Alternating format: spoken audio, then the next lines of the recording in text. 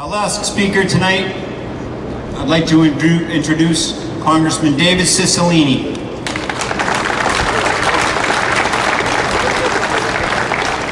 Thank you, Billy. It's great to be with all of you.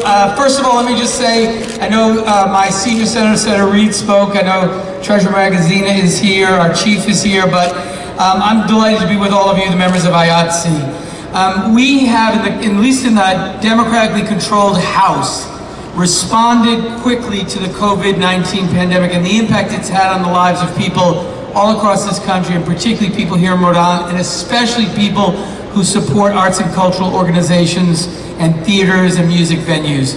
We passed the HEROES Act because we decided that in addition to the 4 bills that we did already, we needed to pass a big comprehensive bill that really meets the moment, both the economic devastation of COVID-19, the healthcare challenges of COVID-19, and really help families get through the worst economic crisis that this country has faced in a generation.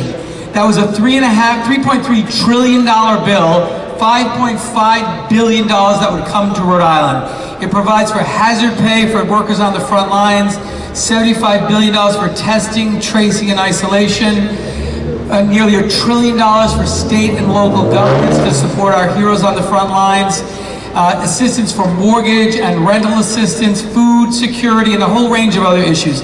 But in particular, what we paid particular attention to in introducing another piece of legislation called the Restart Act was that there are a lot of arts and cultural organizations, music venues, that are going to be lagging in the recovery because it's going to be longer before people will go to venues because of COVID-19 and the gross mismanagement of this pandemic.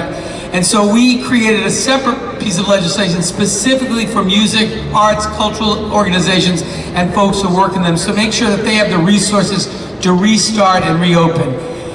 That piece of legislation, the HEROES Act, has been sitting on Mitch McConnell's desk since May 15th.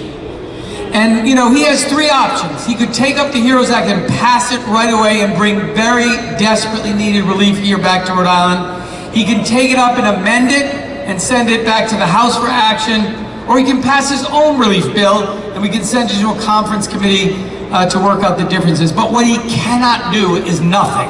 And that's what he's done so far. So everything we can do to keep pressure on the Republicans in the Senate to take this bill up, to recognize people are hurting.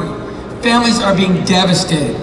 People are out of work, record levels of unemployment, and the federal government has a responsibility to help, and particularly in arts and cultural and music venues. When you think about the moment we're living through, if there was ever a time that people need to go and enjoy music and theater and have their spirit renewed, it's in this moment.